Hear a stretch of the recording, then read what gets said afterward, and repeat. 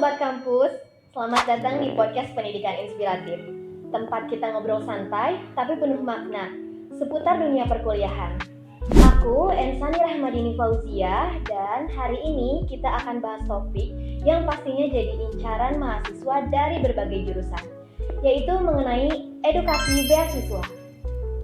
Kita akan membahas mulai dari jenis-jenis beasiswa, tips lolos seleksi beasiswa, sampai cara bertahan ketika sudah dapat beasiswa. Nah, untuk itu kita kedatangan dua tamu spesial pada hari ini. Yang pertama ada Kang Nurul Fakih Ardiansah atau biasa disebut Kang Fakih dari Ketua Umum Komunitas Beasiswa UIN Sunan Gunung Jati Bandung. Kepada Kang Fakih, disilakan. Terima kasih Teh. Baik, terima kasih sebelumnya Kang Fakih sudah menyempatkan waktunya nih untuk berbagi ilmu, berbagi pengalaman di podcast Pendidikan Inspiratif. Kalau begitu kita kenalan dulu mungkin ya Kang, enaknya. Boleh dong mulai dari nama, jurusan, semester, dan sekarang kesibukannya apa aja nih Kang? Izin memperkenalkan diri ya. Perkenalkan, nama aku Nurul Fakih Ardiansyah, biasa dipanggil Fakih. Kadang orang yang nggak tahu itu biasanya manggil Nurul gitu. Iya. Cuman kayak kecewe-cewean ya. Dari jurusan Bahasa dan Sastra Arab, mahasiswa yang penuh dengan kemalasan tapi punya tekad untuk mewujudkan mimpi. Itu aja sih. Nggak terlalu sibuk-sibuk banget sih sekarang. Di semester berapa nih? Oh iya. Sekarang di semester 4. Untuk akan bergabung di komunitas beasiswa UIN Bandung ini udah berapa lama Kang? Dari 2023. 2023. Kalau untuk menjabat sebagai ketua umum? Baru setengah periode. Mungkin Kang Fakih kalau gimana kalau kita langsung aja nih ke pembahasannya? Boleh. Nah, untuk yang pertama nih Kang, kita akan mengenal dunia beasiswa. Bisa dijelaskan nggak sih Kang kayak apa aja jenis-jenis beasiswa yang tersedia ya bagi mahasiswa, misalnya beasiswa akademik, non akademik, atau ada macam beasiswa apa lagi sih yang akan ketahui gitu? Menarik, pertanyaan yang menarik karena ini kayaknya apa ya, diincar semua dari semua jurusan. Yang pertama ada beasiswa akademik.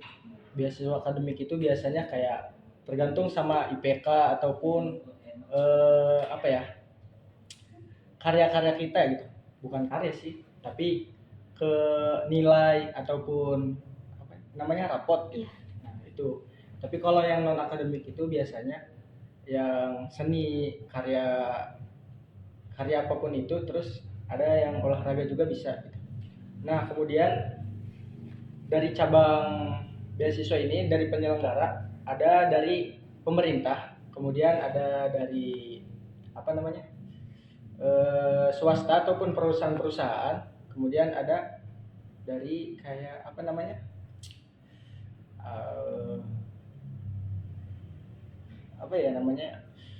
kayak Salman, contohnya apa itu namanya? Yayasan, maaf, jangan lupa. Nah, untuk contoh kayak dari akademik itu dari LPDP, BID, ataupun Jarum, sama juga kayak KIP sih, itu masuk sih. Nah, biasanya akademik ini menuntut kita gitu, bukan menuntut sih ibaratnya, menyuruh kita untuk gabung ke organisasi-organisasi gitu tuh, biar dapat kepemimpinannya gitu.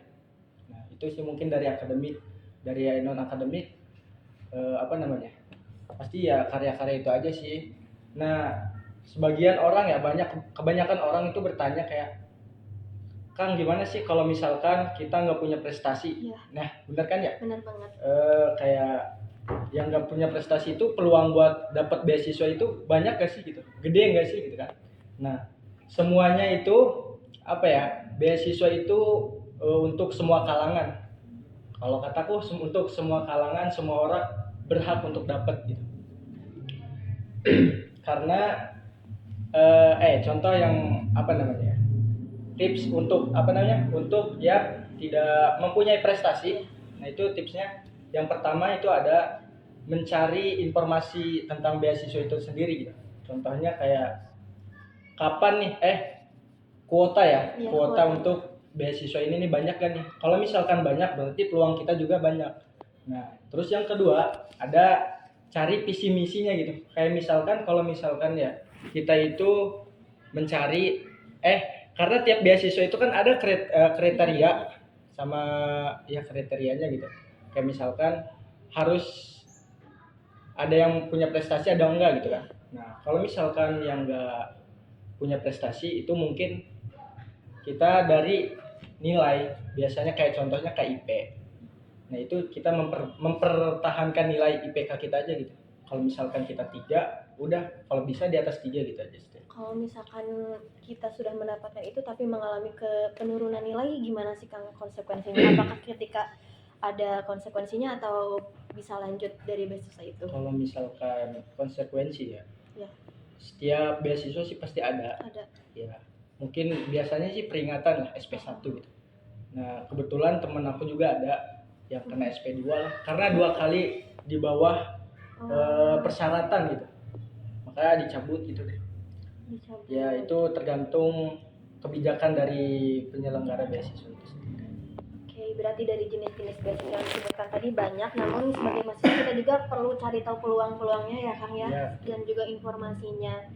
Nah, yang selanjutnya Kang, kalau misalkan kita sudah tahu nih jenis-jenis beasiswa, kan banyak yang penasaran nih Kang, gimana sih langkah strategis gitu untuk mendaftar beasiswa? Kan terutama itu banyak dalam menyusun dokumen ya, seperti esai, CV, dan surat rekomendasi. Kadang suka terhalang karena bikin esai mah susah, atau CV yang dimasukin apa aja ya gitu.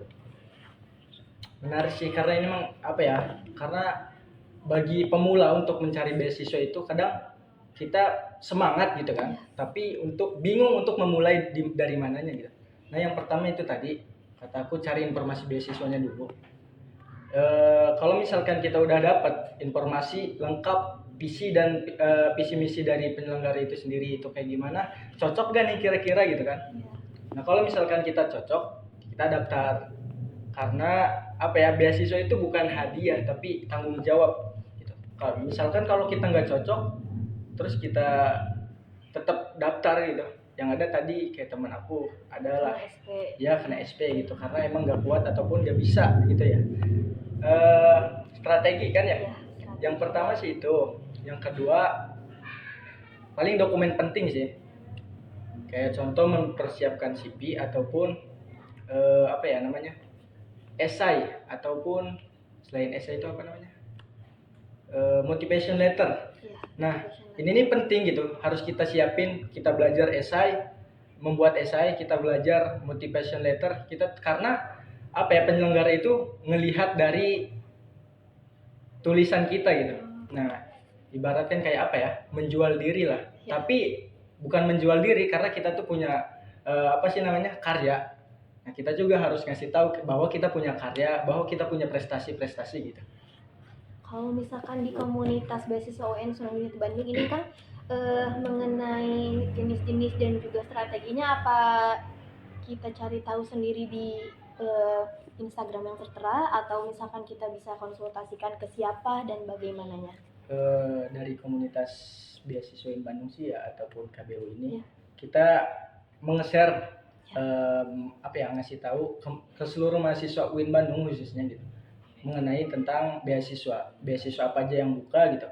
Nah, apabila misalkan ada salah satu mahasiswa yang kebingungan ataupun kurang lah informasi, nah itu bisa ditanyakan kepada kita. Terus kita juga biasanya kalau misalkan buka nih beasiswa, kita itu menyelenggarakan sebuah apa ya, program sharing session gitu ataupun mentoring. Nah, jadi kalau misalkan emang benar-benar mahasiswa itu niat untuk apa namanya, untuk mencari, benar-benar untuk mencari dan mendapatkan beasiswa itu tersebut, biasanya itu ikut gitu. Ya walaupun emang sharing session itu berjam-jam, kadang 4 jam, 5 jam gitu sih. Itu dilakukannya biasanya berapa lama sekali Kak? Dalam satu semester tuh berapa kali? Kalau sharing session sih emang setiap buka ya, kayak kemarin ada BIP kita nyelenggarain. Terus kemarin juga ada Jarum Plus, kemarin banget sini, belum ada 2 mingguan lah. Nah, itu kita juga nyelenggarain kayak apa ya, setiap beasiswa yang buka, insya Allah kita itu akan menyelenggarakan sharing session ataupun mentor ini. kalau dari KPU ya. Jadi semuanya itu kembali sama mahasiswa, sama mahasiswa itu sendiri mau atau enggaknya gitu. Karena Kang gak jarang ya ketika kita mau mendaftar tapi bingung harus diarahkannya kemana gitu. Sudah mau mulai mendaftar tapi tiba-tiba melihat persyaratannya sulit gitu. Kadang-kadang suka gak jadi gitu. Emang sih itu tantangan di awal bagi orang yang mau nyari beasiswa, karena males buat males buat pemberkasan. Iya. Nah itu sih kayak banyak pemberkasannya, belum ada wawancara. Oh iya, terus trik selanjutnya itu latihan wawancara gitu. Karena mungkin setiap beasiswa ada ya namanya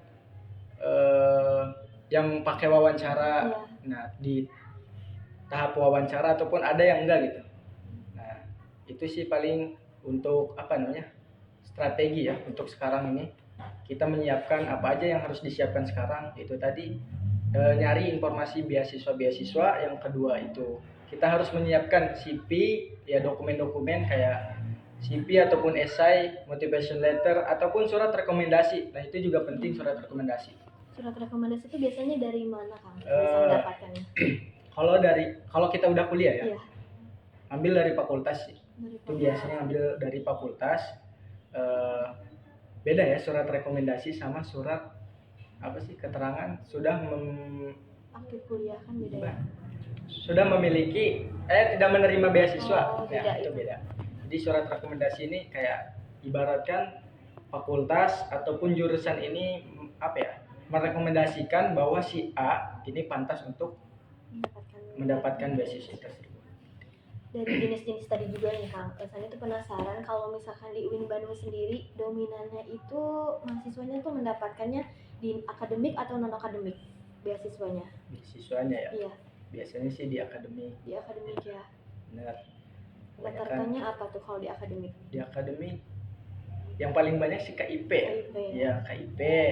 Terus Jarum juga, BSI pun ada. Terus ada dari BPI, tapi jarang ya di UIN itu BPI, Badan Pendidikan Indonesia gitu. Oh, jarang ya kalau ya. di UIN. Aku juga pernah waktu itu daftar di UIN Jakarta tahun 2022 kalau nggak salah ya.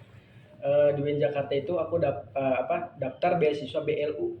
Nah, beasiswa BLU itu tahu ya BLU? Badan Layanan Umum bukan? Iya benar, yang warna biru. Iya.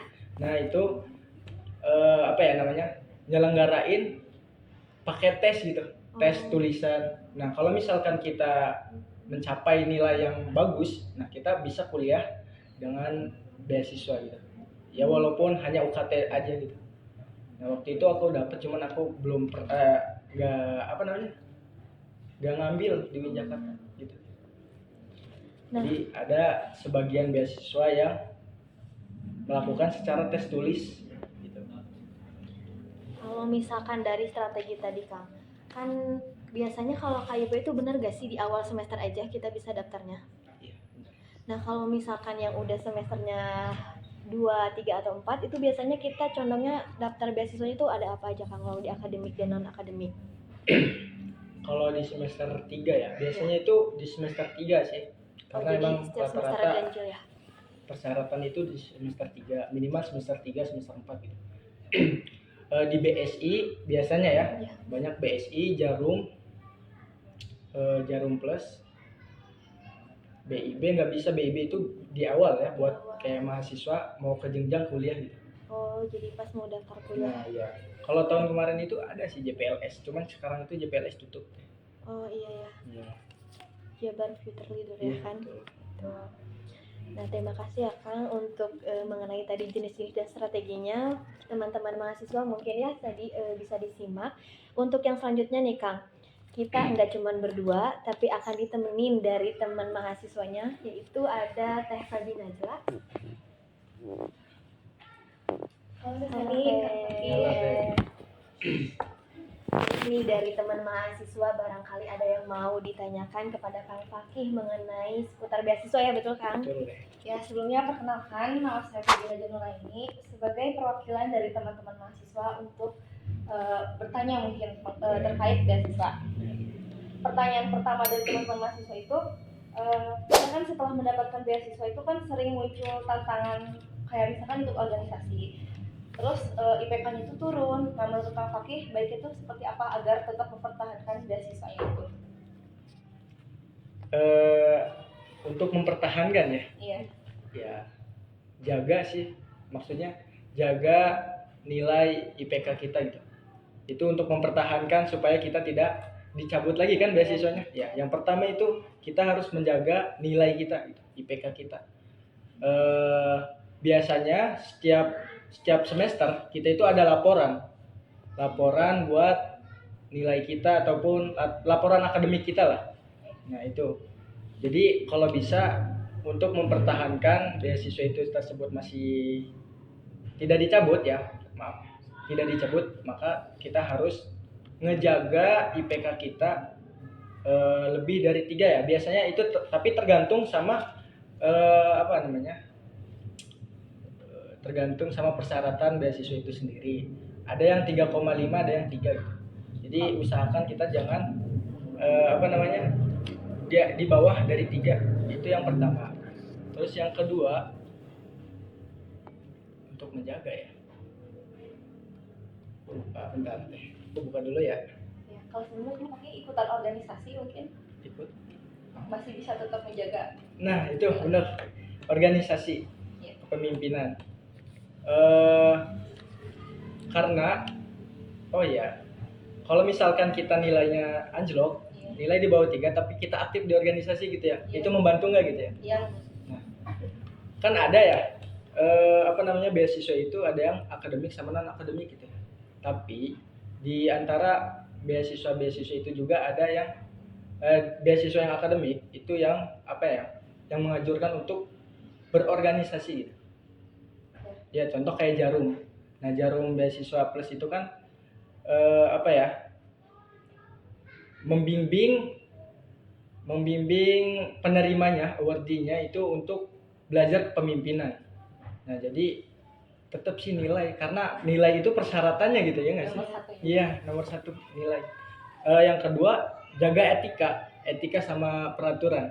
Aturan sama etika kita harus jaga, yaitu kalau misalkan aturannya persyaratannya itu di bawah 3 itu bakalan diambil. Nah, berarti usahakan kita jangan di bawah 3.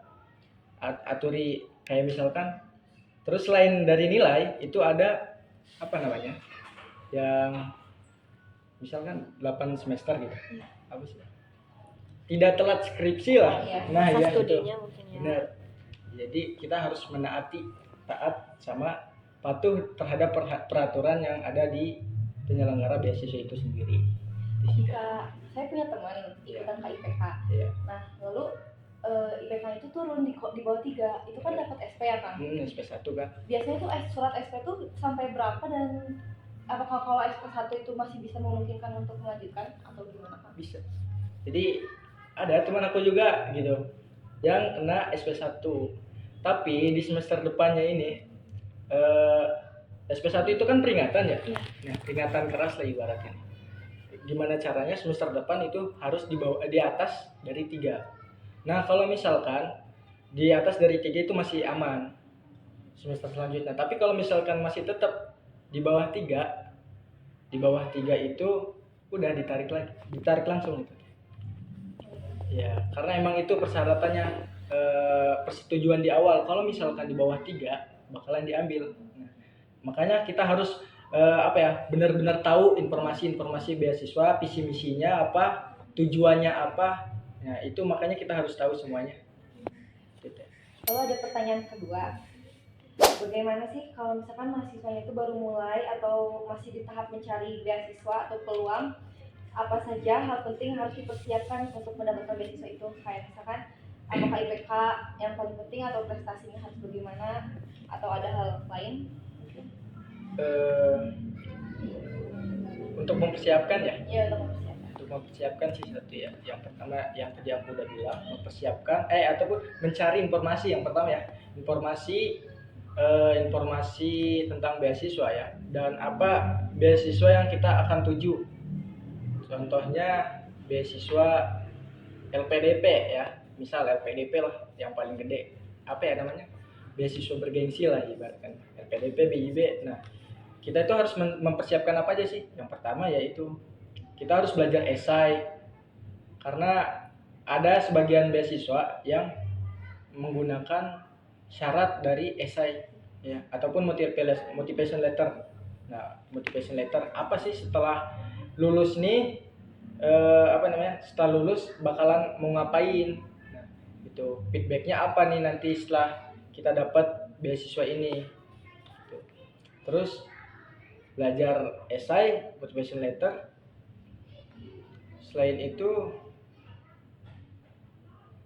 apa ya, ya mempersiapkan diri sih, latihan wawancara, karena wawancara itu penting sih kalau menurut aku, karena apa ya, di wawancara secara langsung walaupun online gitu ya, tapi kan tahu gitu kayak jawaban orang-orang kayak gimana.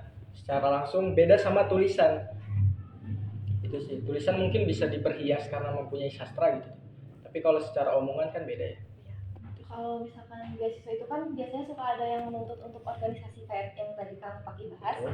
Itu tuh kalau anak yang semester 1, semester 2 itu udah bisa mulai ikutan dengan, kan belum ada muncul ya IPK-nya. Nah, dilihatnya itu apakah dari pengalaman apa sih sebelumnya yang ikutan organisasi atau bagaimana Kang? Sebelumnya sih Kalau untuk mahasiswa semester 1 ya, mahasiswa baru lah gitu kan. Ya, nah ya itu biasanya sebelumnya juga bisa.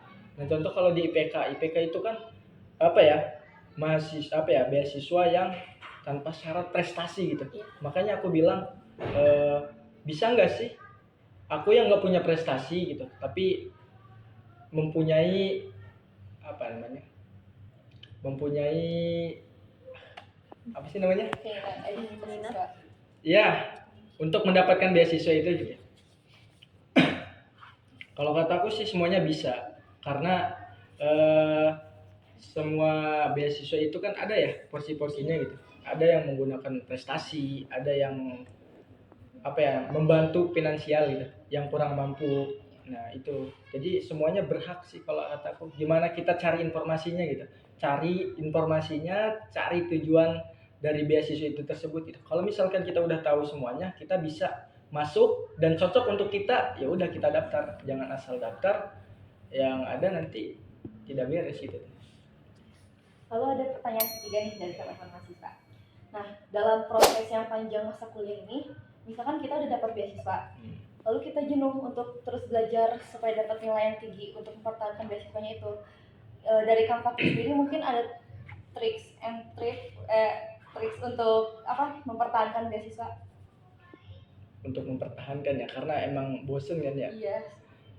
Self reward sih, self reward, karena emang apa ya, kita tuh nggak boleh terlalu ambisius terhadap tujuan kita. Kita boleh capek gitu, tapi nggak boleh terus menerus gitu. Nah itu sih paling. Terus kemudian apa, selain itu ya nggak terlalu apa namanya, nggak terlalu buru-buru lah kalau belajar. Mohon maaf, gimana pertanyaannya? Pertanyaan itu, dalam proses yang panjang ini biasanya tuh mahasiswa merasa lelah atau merasa gagal, bahkan ingin menyerah untuk mendapatkan beasiswa gitu, karena mungkin terlalu capek untuk menggapai IPK-nya yang misalkan di suatu beasiswa itu IPK-nya itu harus 3. Nah, si mahasiswa ini tidak mampu untuk menggapai IPK 3 itu, sehingga dia lelah gitu untuk berusaha. Lelah, capek, itu wajar sih kalau kata aku ya. Wajar karena manusiawi. Kita juga butuh istirahat. Jadi jangan terlalu ambisius, jangan terlalu memaksakan diri sehingga kita menyebabkan kita sakit gitu ya. Menyebabkan kita depresi. Nah, itu sih paling jangan terlalu jangan terlalu ekspektasi lebih besar gitu. Kalau misalkan kita usahanya kurang. Jadi ya udah, kemampuan kita segini, ya udah segini aja. Jangan terlalu memaksakan diri sehingga kita depresi gitu aja sih deh. Kalau dari Kang Fakih ada nggak saran-saran mungkin untuk teman-teman mahasiswa yang mau ikutan beasiswa? Ada nggak kayak mending ikutan beasiswa ini aja nih atau gimana gitu? Kalau saran dari aku ya, yang paling mudah itu satu sih, bukan paling mudah juga, cuman yang paling banyak minat dan kebanyakan orang itu pasti dari KIP karena itu tadi karena orang itu kayak minder gak sih, kita pengen daftar beasiswa tapi kita nggak punya prestasi. Iya, kebanyakan di situ sih Kang. Kebanyakan di situ kan, maka ya aku nyaranin sih kalau misalkan tidak sesuai sama diri kita nggak punya prestasi, nggak punya apa karya, nah nggak apa-apa itu masuknya ke KIP aja gitu, daftar KIP. Tapi KIP itu buat mahasiswa baru teh biasanya. Kalau buat mahasiswa aktif, nah itu biasanya lebihnya dari perusahaan-perusahaan itu. Kayak contohnya kayak BIP lagi apa namanya? BSI ya. BSI, Jarum, JPLS. ya JPLS itu, JPLS dari pemerintah. Kemarin teman saya kalau nggak salah dia mendapatkan beasiswa KIP itu di semester 3 tapi turunan, jadi kayak Oh, ini yang beasiswa KIP tapi yang lolos tahap 1 aja gitu. mungkin jadi dia tuh diseleksinya tuh di semester 3 kayaknya mah. Sebelumnya itu ada yang udah lulus mungkin baru KIP-nya tuh diturunkan apa Oh, iya. bisa. Jadi biasanya itu diganti. Kayak ada nih dari teman kita yang dicabut beasiswanya gitu. Nah, itu biasanya diganti sama orang yang sejurusan nggak? Iya sejurusan. Nah, ya itu biasanya. Jadi diganti yang tahun kemarin daftar, terus nggak lolos dan lolosnya mungkin di tahap 1 aja gitu, yang UKT-nya turun hanya 400 gitu. Oh iya. Nah, itu biasanya diwawancara lagi biar si A ini dapat gitu. Oh berarti tetap Diganti yang, orang. tetap yang pernah ikut daftar di semester 1 Iya, ya, Pak? betul. Oh iya. Itu aja sih Tani yang dari mahasiswa, pertanyaan dari mahasiswa. Kang Fakih nih, kalau misalkan kita lihat ya mengenai tantangannya, cara ngedapetinnya juga kan untuk beasiswa ini ada yang mudah dan ada juga yang kayak. Sani mau dong tahu dari pengalaman Kang Fakih nih. Bagaimana sih Kang cara kita bertahan pada pilihan itu? Tapi kan kita juga harus tahu konsekuensinya, apalagi kita ikut organisasi nih. Kan dimana kalau kita ikut organisasi itu yang paling sulit bagi pemula ya, menyeimbangkannya itu mengenai waktu. Ada nggak sih tips dari Kang Fakih sendiri seperti apa? Harus bisa memanage waktu. Nah, yang itu. pertama itu sih. Karena kalau misalkan waktu udah teratur semuanya, yakin bisa beres sih. Ya. Kita bisa menyelesaikan kuliah kita bisa menggunakan waktu kita untuk istirahat kapan, kita bisa menggunakan waktu belajar kita kapan gitu. Kalau misalkan waktu udah berantakan, kita juga ngerasa berantakan gitu, kurang tidur, karena ada istilah waktu itu adalah emas. Iya. Ya nggak sih? Karena emang nggak bisa balik lagi gitu. Kalau nggak misalkan kita nggak bisa ngebenerin dari sekarang, kedepannya juga susah, karena kayak kebentuk gak sih, kayak misalkan kita sering begadang gitu. Karena kita sering begadang, kebiasaan begadang, tidur jam 9 itu susah gitu. Iya, Jam 9 10 itu susah. Nah, jadi yang paling pertama sih manage waktu. Karena kalau misalkan khususnya ya mahasiswa, biasanya itu karena terlalu aktif di organisasi hingga lupa dengan kewajiban sesungguhnya gitu. Kita balik ke tujuan awal kita gitu. Tujuan awal kita kuliah harus ngapain, tujuan kita nanti buat nyari beasiswa ini ngapain, apakah untuk membantu orang tua ataukah untuk meringankan atau untuk diri sendiri gitu. Kalau bisa ya untuk orang lain, itu sih paling. Karena memanage waktu itu bukan hal yang mudah dan perlu kebiasaan yang kebiasaan. Iya. Mungkin dari pertanyaan dari mahasiswa dan juga tadi sudah selesai, boleh dong Kang Fakih dan Raza kita minum dulu supaya nggak tegang-tegang banget. Iya. Oh ya, April mau ada pertanyaan tadi yang menurut yang JFLS boleh ditanyain loh kalau mau, mumpung ada Kang Fakih di sini. Ya boleh di situ aja. Kan aku tuh kemarin ikutan di JPLS. Iya. Tapi tahap 1-nya tuh lolos. Nah, ternyata tahap keduanya juga lolos yang tahap universitas gitu apa ya, lupa lagi. Ya itu tuh karena aku juga dari kampusnya itu apa dari IPK-nya atau dari kampusnya sendiri gitu.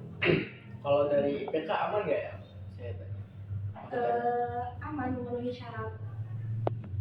ini emang banyak problem sih itu. Makanya mohon maaf ya, ini program beasiswa itu tuh sekarang itu nggak ada kan Teh? Iya, karena Nah. ganti ke pengurus.